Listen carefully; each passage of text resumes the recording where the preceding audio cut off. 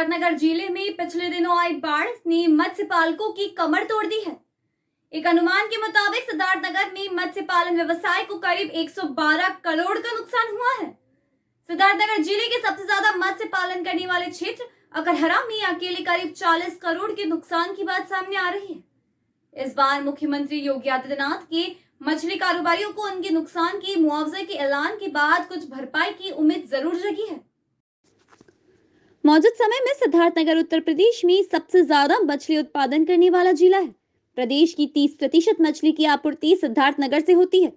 सिद्धार्थनगर जिले में हर वर्ष बाढ़ दस्तक देती है। बाढ़ की वजह से हर साल मछलियों का नुकसान भी होता है। नुकसान इतना कि कारोबार पर खास असर नहीं पड़ता, लेकिन इस बार की बाढ़ ने पिछले 50 साल के रिकॉर्ड तोड़ दिए। मछली उत्पादन का गढ़ कहे जाने वाले क्षेत्र अकरहरा गांव में सैकड़ों एकड़ में स्थित तालाब पूरी तरह पानी में डूब गया। तालाब के इलाके में करीब 5 फीट पानी ऊपर आ जाने से लाख जतन बावजूद बाढ़ प्रभावित इलाकों के तालाबों से 112 करोड़ की मछलियां देखते देखते निकलकर बाढ़ के साथ बह गई। क्या नाम है आपका? मेरा नाम तो एम के खान है, खुबैब खान नाम है, लेकिन एम के खान ही कहते हैं। खान साहब, कितने एकड़ में आपकी फार्मिंग थी और किस तरह का, कैसे आपका नुकसान? अब यहाँ पे तो हमारी 4-5 एकड़ की फार्मिंग है, बाकी डिस्ट्रिक्ट बलरामपुर में है, तो वहाँ पे तो बहुत ज़्यादा नुकसान हुआ है। यहाँ पे भी हमारा समझ लीजिए 1 लाख जो है बच्चे थे छोटे, और लगभग 50,000 बड़ी मछलियाँ थी जो बह गई। कितने का अगर हमें अमाउंट हाँ, अगर टोटल बताएं तो हमारा तो 4-5 करोड़ का नुकसान हुआ है, लेकिन यहाँ का तो हमारा समझ लीजिए हमारे सिद्धार्थनगर में जो ये है 2-3 एकड़ में है, 4 एकड़ में है। यहाँ पे तो हमारा लगभग समझ लीजिए 15 से 20 लाख रुपए का नुकसान। अच्छा, जिससे आप लोग जो फार्मिंग करते हैं, जाहिर है ये लो लैंड है, पहले से बाढ़ यहाँ पे अक्सर आती रहती है, तो क्या आपने कुछ इस तरह का प्रबंध नहीं किया? नहीं, हम लोगों ने तो बंधों को काफी ऊंचा कर लिया था पहले के मुकाबले में। 2017 में जो था उससे हम लोग 1.5-2 फीट ऊंचा किए हैं। उसके बाद भी जो है जाल वाल की तैयारी थी, लेकिन इस बार जो सैलाब आया है बिल्कुल समझ लीजिए हम लोग 5 दिन मौका मिला है, और हम लोग तैयारी करके फिर ये सोचे कि अब ये जो है खत्म हो रहा है, फिर अचानक से आया है, तब हम लोग जाके समझ लीजिए कि नहीं वो कर पाए, पूरा इंतजाम नहीं कर पाए। अच्छा, जनरली जो देखा जाता है किस किस तरह के, एक तो आपके मछली का नुकसान हो गया, ठीक है ना जी, और बाढ़ की वजह से और क्या आपके तालाबों का भी कुछ डैमेज? नहीं, बंधे टूट जाते हैं, कई बंधे टूटे हैं, जाल वगैरह जो है, और फिर जो वैसा सामान होता है मोटर में पानी चला जाता है, बाकी जितने भी सामान होते हैं उसके वो सब नुकसान हो जाते हैं। इंफ्रास्ट्रक्चर पूरी तरह डैमेज है, पूरा डैमेज है। अगर आपको तत्काल शुरू करना हो तो उसमें फिर आपको बंधे वगैरह हाँ रिपेयर करने पड़ेंगे, फिर आप इसको शुरू कर पाएंगे। जी। हाँ, ये जो फिशरीज आप अच्छे पालकों में आपकी भी गिनती होती है, मछली पालन आप करना है, कितना नुकसान हुआ बाढ़ को लेकर के और किस तरह से इसकी भरपाई? अभी तो जो अकरारा का जो एक वर्चुअल सर्वे हुआ है उसमें यहाँ पे 282 एकड़ है, तो लगभग 35 से 40 करोड़ रुपए का लॉस हुआ है सिर्फ अकरारा ग्राम सभा में, और पूरे सिद्धार्थनगर का लगभग 120 करोड़ रुपए का लॉस दिख रहा है, जो प्रथम दृष्टया एडीएफ का सूचना है। क्या गवर्नमेंट की तरफ से किसी तरह का कुछ आप लोगों को प्रोत्साहन कुछ के लिए कहा गया? मुख्यमंत्री यहाँ अपने दौरे पे भी आश्वासन दिए थे। डीएम साहब ने एक कमेटी गठित की है, डीएम साहब से कल मुलाकात हुई थी, एडीओ से भी बात हुई थी, तो एक कमेटी गठित की गई है जिसमें मस्त अधिकारी में रहेंगे और एसडीएम की तरफ से भी कोई रहेगा, और ब्लॉक से भी ये सर्वे करके कुछ ना कुछ करने की कोशिश करेंगे। मतलब आश्वासन दिया गया है कि आप लोग? आश्वासन दिया गया जी। एक चीज़ ये जानना चाहेंगे कि कितना नुकसान आप लोगों का एक तरह से मतलब हो जाता है प्रति एकड़, और कितना आप लोगों को मिलने की उम्मीद करते हैं? अभी जो हम लोग का 1 एकड़ के कल्चर में लगभग 8 से 10 लाख रुपए का इनपुट कॉस्ट आता है जो हम लोग लगाते हैं, और 10 से 12 लाख रुपए का इस साल रेट अच्छा था, तो लगभग 13 लाख रुपए की बिक्री होनी थी, लेकिन बिक्री होने से पहले तो आप देख ही रहे हैं कि बाढ़ में सब बह गए।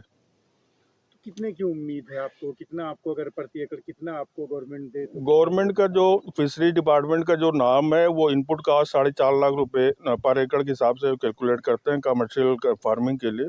मुझे लगता है कि 4.5 लाख रुपए पर एकड़ कम से कम उनको देना चाहिए, जिससे 50% की भरपाई हो पाए। हाँ, क्या नाम है आपका? मुशीर अहमद। जी, ये मुशीर भाई, कितने एकड़ में आपकी फार्मिंग थी और कितना लॉस हुआ? हमारा 4 एकड़ में फार्मिंग था, लगभग वही 50 से 60 लाख का नुकसान हुआ है।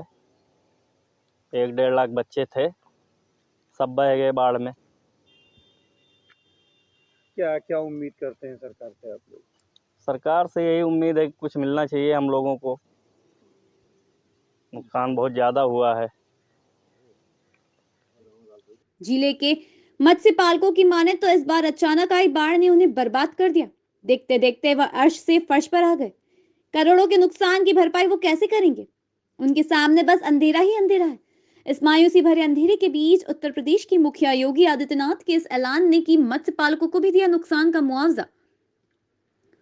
मत्स्य पालकों को उम्मीद है कि एक किरण जरूर दिख रही है और वे अब राहत पैकेज की राह देख रहे हैं कि सरकारी मदद मिले और वे जगह जगह से टूट और डैमेज हो चुके तालाबों की मरम्मत कर अपना व्यवसाय फिर से शुरू कर सके।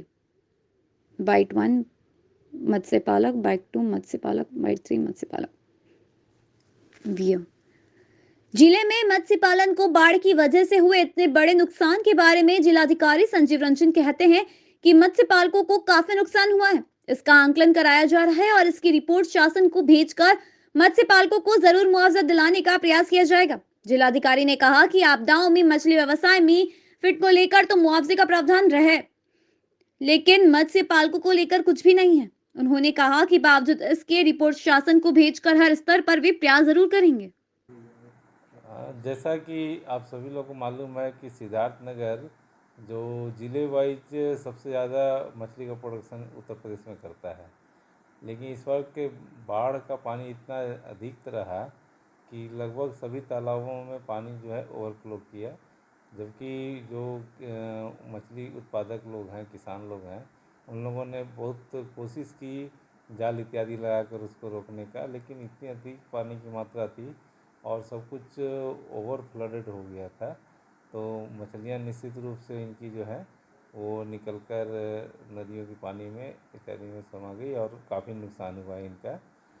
तो इस संबंध में एक हम लोग इसका सर्वे कराएंगे और सर्वे करा के एक्चुअल क्षति का हम लोग आंकलन करेंगे। अभी जो कैलेमिटी रिलीफ फंड की जो नॉर्म्स हैं, वो नॉर्म्स जो मछलियों का सीड फार्म है, सीड फार्म के लिए अलाउ करता है कि उनको मुआवजा दिया जाए। तो सीड फार्म में जितने आएंगे उनको देने में कोई समस्या नहीं होगी, लेकिन जो उत्पादक लोग हैं जिनके तालाब थे, उन केस में हम लोग उसका आंकलन करते हैं। आंकलन करने के बाद शासन को इसका रिपोर्ट भेजेंगे और जैसा शासन के द्वारा निर्देश दिया जाएगा उसके हिसाब से कार्रवाई होगी। तो मुख्यमंत्री जी यहाँ पे आकर के कह के गए थे, इसकी वजह से लोगों को काफ़ी उम्मीद इसको लेकर के जगी है। तो क्या सर एक बार अपने स्तर पे मुख्यमंत्री जी को भी याद दिलाने का कोशिश की? निश्चित रूप से माननीय मुख्यमंत्री जी को इस समस्या से अवगत कराया जाएगा।